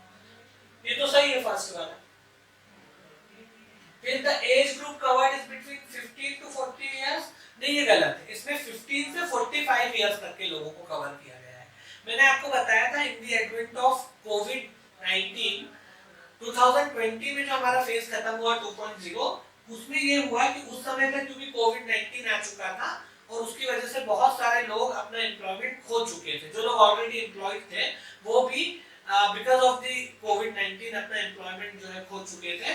तो इसमें इसके एज ग्रुप को 45 ईयर सेट किया गया है, ताकि ऐसे लोग जो अपनी अर्ली 30s में, मिड 30s में, लेट 30s में, इवन इन अर्ली 40s, जो लोग अपनी अर्ली 40s में है और कोविड की वजह से अपने रोजगार में नुकसान उठा चुके हैं, खो चुके हैं, वो भी इसमें आ जाए और कोई ना कोई वोकेशन या ट्रेनिंग सीख के फिर से कोई नया काम शुरू कर सके। तो अगर किसी की उम्र 45 साल भी है, 44 साल भी है, 43 साल भी है, तो भी वो इसमें आ सकता है, 42, 43, 44 ईयर वाला, और कोई वोकेशन या ट्रेनिंग लेकर के अपना नया काम शुरू कर सकता है या कोई जॉब ले सकता है, जो भी जिसने अपना जॉब खो दिया है या काम धंधा चौपट हो गया, बंद हो गया बिकॉज़ ऑफ द कोविड, तो 45 इयर्स में एज ग्रुप है। ठीक है, तो ये स्टेटमेंट अपना गलत है, सेकंड वाला। थर्ड वाला क्या लिखा है कि central component is implemented solely by NSDC, this is not true. Along with NSDC कुछ दूसरी बॉडीज जैसे डीजीटी है या दूसरी सेंट्रल मिनिस्ट्रीज हैं, इनको भी एबल कर दिया गया है कि ये भी सेंट्रल कंपोनेंट को इंप्लीमेंट कर पाएंगे। ये इसलिए किया गया कि अकेला एनएसडीसी किस तरह से इसको इंप्लीमेंट करेगा। तो गवर्नमेंट को ये समझ में आया कि दूसरे जो एजेंसीज है, सेंट्रल मिनिस्ट्रीज है, डीजीटी वगैरह है, इनको भी कैपेबल कर देना चाहिए कि ये भी अगर कोई इनका रोल हो सकता है प्रधानमंत्री कौशल विकास योजना 3.0 के इंप्लीमेंटेशन में, इनका भी अगर कोई रोल बनता है, कोई रोल हो सकता है, तो ये भी उसके तहत इस योजना को, इस स्कीम को जो थर्ड फेज है उसको इंप्लीमेंट करने के लिए एलिजिबल है, एबल है। तो ये भी गलत है क्योंकि इसने सोनली बाय एनएसडीसी लिखा है, जो कि गलत है। एनएसडीसी के अलावा आपका डीजीटी या दूसरी जो गवर्नमेंट की, सेंट्रल गवर्नमेंट की मिनिस्ट्रीज है, उनके डिपार्टमेंट है, वो भी इसके इंप्लीमेंटेशन में भूमिका निभा सकते हैं। और चौथा point, it covers RPL, yes it does cover RPL, recognition of prior learning, इसमें भी स्वीकार की गई है। इसके भी वही तीन कैटेगरीज हैं, एसटीटी यानी short term training, RPL recognition of prior learning, और एसपीज यानी स्पेशल ट्रेनिंग।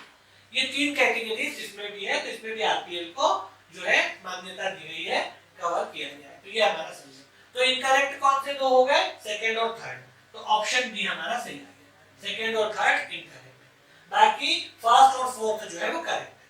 तो जहां पर भी फर्स्ट और फोर्थ आ रहे हैं उसको हटा दो, यहाँ पर फर्स्ट भी आ रहा, फोर्थ भी आ रहा, तो ये तो गलत हो ही जाएगा। यहाँ पर फर्स्ट भी आ रहा है तो ये भी गलत हो जाएगा, यहाँ पर फर्स्ट और फोर्थ दोनों आ रहे हैं तो ये भी गलत हो जाएगा। जहां पर भी फर्स्ट और फोर्थ आ रहा है उस ऑप्शन को एलिमिनेट कर दो। क्यों एलिमिनेट कर दो, क्योंकि फर्स्ट और फोर्थ तो करेक्ट है, जबकि हमको बताना इनकरेक्ट। क्लियर है। अब अगले क्वेश्चन की तरफ आते हैं, 14th one. In the state level the skill gap analysis and demand assessment are functions of at the states level, इनकी जगह इसको ऐड कर, at the state level the skill gap analysis and demand assessment are functions of। State level पे, state के level पे skill gap को आपका analysis और डिमांड का असेसमेंट कौन सी बॉडी करती है, ये आपको बताना है कि किसके फंक्शन है। क्या कौन कौन सा, skill gap analysis, skill gap analysis, और दूसरा काम क्या बोला है, डिमांड असेसमेंट। डिमांड असेसमेंट, ये दोनों काम स्टेट लेवल पे कौन करता है, स्टेट के लेवल पे। स्टेट मतलब राज्य स्तर, ठीक है। तो स्टेट्स के लेवल पे स्किल गैप का एनालिसिस और डिमांड का असेसमेंट, ये दोनों काम कौन सी बॉडी करती है, किसका फंक्शन है? एसएसडीएम मतलब state skill development mission, state skill development mission. DSD is directorate of skill development, directorate of skill development. DSC होता है district skill council, district skills councils, DSC district skill councils. और none of their, ये आपको बताना है। तो इसका सही आंसर है डीएससी, डिस्ट्रिक्ट स्किल्स काउंसिल। इनका काम है, ये भी पीएमकेवीवाई के अंदर ही आती है थर्ड फेज में, पीएमकेवीवाई। सेकेंड फेज में इसका पायलट तैयार किया गया था, थर्ड फेज में इसको फुल्ली इंप्लीमेंट किया गया, ठीक है। यही डिसेंट्रलाइजेशन है जिसके लिए हम बात कर रहे थे, यही डिसेंट्रलाइजेशन है कि जो डिस्ट्रिक्ट लेवल है वहां पर काम जो है उनको सौंपा जाए, ताकि वो लोग ग्रास रूट रियलिटी से ज्यादा मतलब फेमिलियर होते हैं, परिचित होते हैं, इसलिए। तो स्टेट के लेवल पे स्किल गैप को एनालिसिस करना, यानी स्किल गैप को एनालाइज करना, और साथ ही साथ डिस्ट्रिक्ट लेवल पे डिमांड को एसेस करना, ये काम किसका है? डीएससी का काम है, डिस्ट्रिक्ट स्किल काउंसिल्स का काम। डीएससी का मतलब क्या होता है? डिस्ट्रिक्ट स्किल काउंसिल्स, इसका काम है।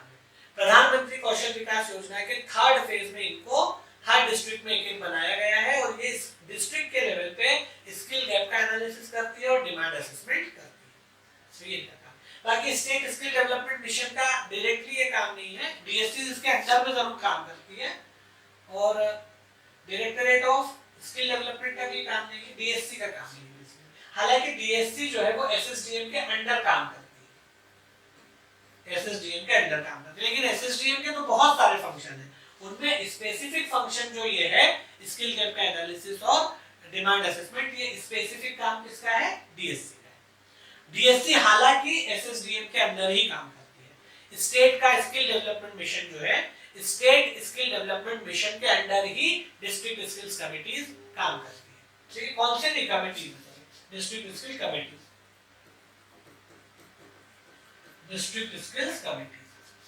तो ये जो डीएससीज हैं, डिस्ट्रिक्ट स्किल कमिटीज, ये के अंदर काम करती है, एसएसडीएम के अंडर में काम करती है। डिस्ट्रिक्ट स्किल्स कमिटीज है, DSC council, district skills committees, DSC district skills committee. District skill committee का काम है स्किल गैप को एनालाइज करना और डिमांड को एसेस करना डिस्ट्रिक्ट के अंदर, ठीक है। और डीएससी जो है वो स्टेट में एसएसडीएम के अंदर काम करती है, स्टेट स्किल डेवलपमेंट मिशन के अंदर काम करती है, लेकिन स्किल गैप को एनालाइज और डिमांड को एसेस करना इसका काम है। एसएसडीएम पे अगर आपको दिया हो तो एसएसडीएम के तो बहुत सारे फंक्शन है, उनमें स्पेसिफिक फंक्शन इसका है। तो डीएससी का मतलब होता है district skills committee, district skills committee, ठीक है। अगले क्वेश्चन की तरफ जाते हैं, 15वां। डीएससी इज वर्क अंडर, वही मैंने आपको बताया एसएसडीएम के अंदर काम करती है ना। डीएससी मतलब डिस्ट्रिक्ट स्किल कमिटीज किसके अंदर काम करती है? डिस्ट्रिक्ट स्किल कमिटीज एसएसडीएम के अंदर काम करती है। एसएसडीएम का मतलब क्या है? स्टेट स्किल डेवलपमेंट मिशन, इसके अंदर काम करती है। तो district skill committees work under state skill development mission, SSD, ठीक है। डीएसडी के अंदर काम नहीं करती, एनएसडीसी के अंदर भी नहीं, नन ऑफ द अबव है। डीएसडी का मतलब क्या होता है? डायरेक्टरेट ऑफ स्किल डेवलपमेंट, और NSDC national skill development corporation. अगला क्वेश्चन देखते हैं, तो फैक्चुअल क्वेश्चन अगला देखते हैं, 16 which are the 4 pillars of MP's skill development. Madhya Pradesh में स्टेट डेवलपमेंट के 4 पिलर्स किसको माना गया है? एमपीडीएसडी, एमपीएसजीपी, एमपीएसएसडीएम जीएसपी, एमपीएसजीपी, डीटीईएसडी, एमपीएसएसडीएम एमएमकेएसवाई, एमएमकेवाई, पीएमकेवीवाई स्टेट विंग, और एमपीएसएसडीईजीपी, एमपीडीएसडी, एमपीएसजीपी, एमपीएसएसडीईजीपी और जीएसपी। अब आप लोगों को अगर इनकी फुल फॉर्म पता हो तो आप इनको बता सकते हैं, वरना नहीं बता पाएंगे। मैं एक-एक की फुल फॉर्म आपको बता ही देता हूं। MPDSD Madhya Pradesh directorate of skill development, Madhya Pradesh skill development project, ये क्या है, Madhya Pradesh directorate of skill development, Madhya Pradesh skill development project, Madhya Pradesh state skill development mission, global skills park. फिर इसमें भी वही कोई नया आ रहा है, Madhya Pradesh skill development project, department of technical education and skill development, Madhya Pradesh state skill development mission और मुख्यमंत्री कौशल संवर्धन योजना। ठीक है, मुख्यमंत्री कौशल संवर्धन योजना, मुख्यमंत्री कौशल्य योजना, प्रधानमंत्री कौशल विकास योजना और Madhya Pradesh state skill development and employment generation board. और ये Madhya Pradesh directorate of skill development, Madhya Pradesh skill development project, Madhya Pradesh state skill development and entrepreneur and employment generation board, Madhya Pradesh state skill development and employment generation board और ग्लोबल स्किल पार्क। तो देखो 4 pillar जो है मैं आपको अलग से बता देता हूँ कि 4 पिलर कौन-कौन से माने गए हैं। मध्य प्रदेश में स्किल डेवलपमेंट के 4 पिलर कौन-कौन से हैं?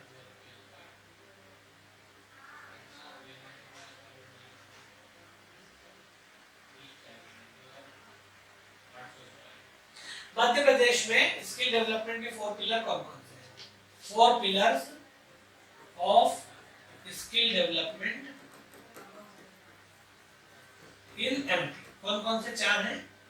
पहला है एमपीडीएसडी, दूसरा है एमपीएसडी, तीसरा है एमपीएसएसडीईजी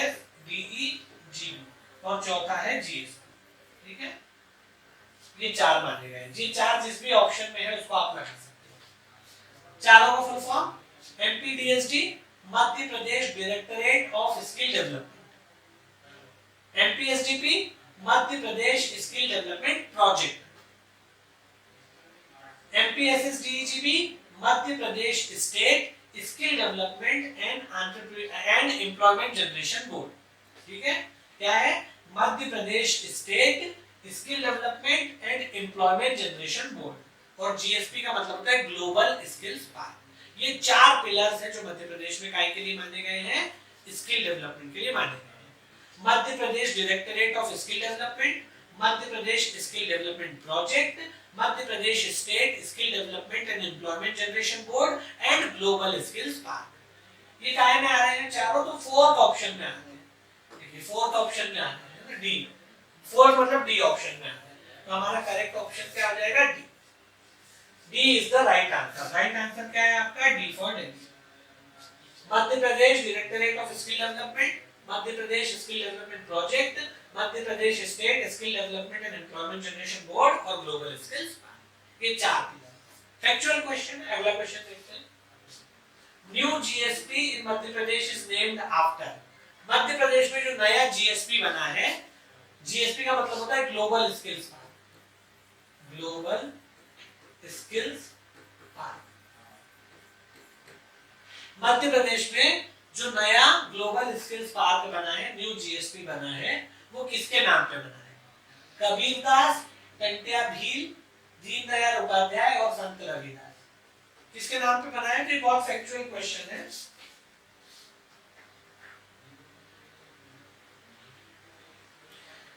इस मैंने आपको क्लासेस में भी बताया है।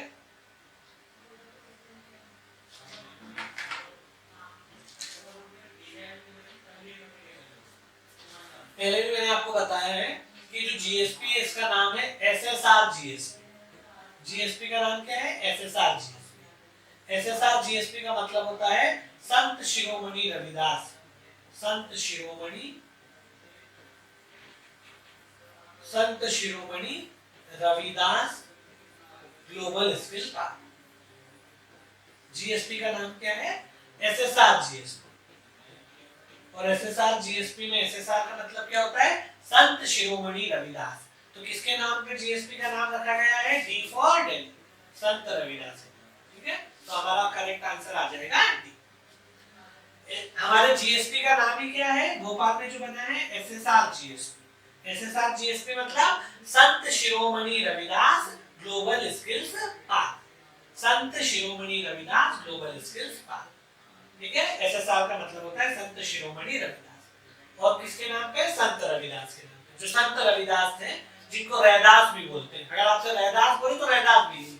इन्हीं रविदास को क्या बोलते हैं? रैदास भी बोलते हैं। रैदास, रैदास बोलो या रविदास बोलो एक ही बात। संत शिरोमणि रविदास। ठीक है, अगला देखते हैं। India first multi skill global skills park is situated at, अभी मैंने आपको बताया कहां पे बना। ऑप्शन देखो, इंदौर, भोपाल, ग्वालियर, जबलपुर। तो इसका ऑप्शन क्या है? बी फॉर भोपाल, और ऑप्शन बी है भोपाल। भोपाल में ये बताया। ठीक है, नया जो हमारे यहाँ एसएसआर जीएसपी है, इसी को क्या बोलते हैं? Global skills park. ये कहां बन रहा है? भोपाल।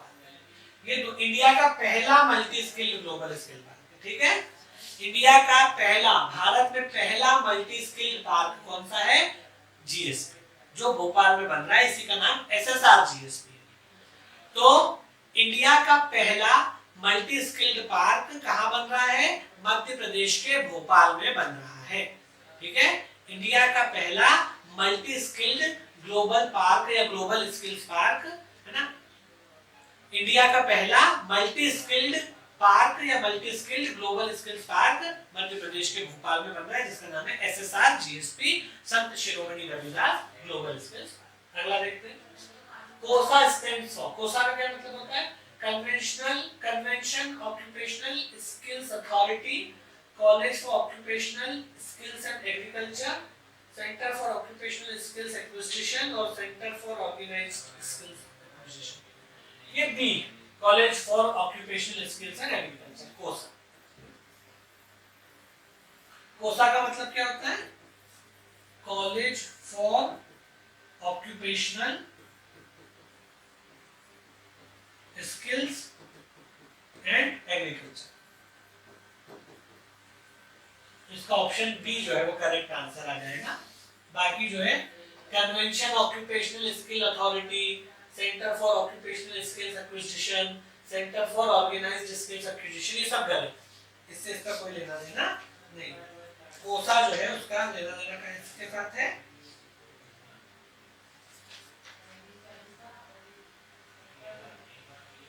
कोसा is college for occupational skills and agriculture. ठीक है, तो ये इसका सही है। आगे बढ़ते हैं। कोसा एंड कैट इंस्टीट्यूट्स, अच्छा हाँ, कोसा और कैट ये दो इंस्टीट्यूट्स है ना, इसीलिए मैं आपको आगे बताऊंगा इसका। COSA and CAT institutes are related to DSD, DTESDE, RGPV और एसएसआर जीएसपी। कोसा और कैट ये जो दो इंस्टीट्यूट्स हैं, कोसा का तो अपन ने फुल फॉर्म देख ही लिया इधर, एक और है कैट। तो कोसा और कैट जो है ये इंस्टीट्यूशंस रिलेटेड है किससे? डीएसडी से, डीटीईएसडी से, आरजीपीवी और एसएसआर जीएसपी। डीएसडी का मतलब क्या होता है? Directorate of skill development, directorate of skill development.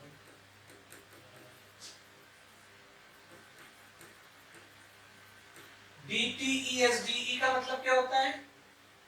Department of technical education,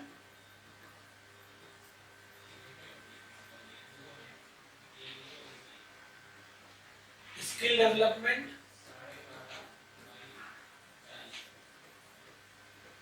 and entrepreneurship, ये इसका फुल फॉर्म। आरजीपीवी आपको पता है राजीव गांधी प्रौद्योगिकी विश्वविद्यालय, राजीव गांधी प्रौद्योगिकी विश्वविद्यालय। और एसएसआर जीएसपी मैंने भी आपको बता दिया, संत Shiromani Ravidas global skills park. ठीक है, तो आपको ये बताना है कि ये इंस्टीट्यूशन जो है कोसा और कैट ये किससे रिलेटेड है? कोसा और कैट ये जो दो इंस्टीट्यूशंस है, इनका संबंध, कोसा और कैट इन दोनों का संबंध इनमें से किससे है? Directorate of skill development, department of technical education, skill development and entrepreneurship, Rajiv Gandhi Proudyogiki Vishwavidyalaya या Sant Shiromani Ravidas global skills park. Directorate of skill development, department of technical education and skill development and entrepreneurship, Rajiv Gandhi Proudyogiki Vishwavidyalaya और Sant Shiromani Ravidas global skills park. इन चारों में से किससे related है? तो आपको पता है, मैंने आपको पहले बताया भी क्लासेस में जब आपको पढ़ाया था, जीएसपी के हैं दोनों इंस्टीट्यूट। ठीक है, तो इसका राइट आंसर क्या आ जाएगा? डी, जीएसपी के। ठीक है, D is the correct answer. कोसा और कैट ये दोनों के अंदर आते हैं, जीएसपी के अंदर। ये दोनों इंस्टीट्यूट जीएसपी के कोर इंस्टीट्यूट, ठीक है। कोसा, COSA और कैट, CAAT कैट, CAT नहीं, CAAT कैट, ये दोनों ही जो है ग्लोबल स्किल्स पार्क के जीएसपी के कोर इंस्टीट्यूट्स माने जाते हैं, कोर इंस्टीट्यूट है माने जाते हैं, ठीक है। अगला क्वेश्चन देखते हैं, what is the eligibility criteria for GSP programmes. GSP programmes के लिए एलिजिबिलिटी क्राइटेरिया क्या है? आईटीआई पास आउट्स, डिप्लोमा या polytechnic pass outs, 12th pass outs and graduation BE BTech. अगर आपको जीएसपी प्रोग्राम में एनरोलमेंट करवाना है, ग्लोबल स्किल पार्क के किसी भी प्रोग्राम में एडमिशन लेना है, कोई भी कोर्स में एडमिशन लेना है, कोई भी वोकेशन ट्रेनिंग के कोर्स में एडमिशन लेना है, किसी भी जॉब रोल के लिए, तो क्या एलिजिबिलिटी है? आईटीआई पास आउट होना चाहिए, डिप्लोमा पॉलिटेक्निक पास आउट होना चाहिए, 12th पास आउट भी चल जाएगा, और ग्रेजुएशन बीई बीटेक होना चाहिए। देखिए इसमें 12th पास आउट को एडमिशन नहीं मिलता, इसमें आपको कम से कम डिप्लोमा या आईटीआई या ग्रेजुएशन होना चाहिए।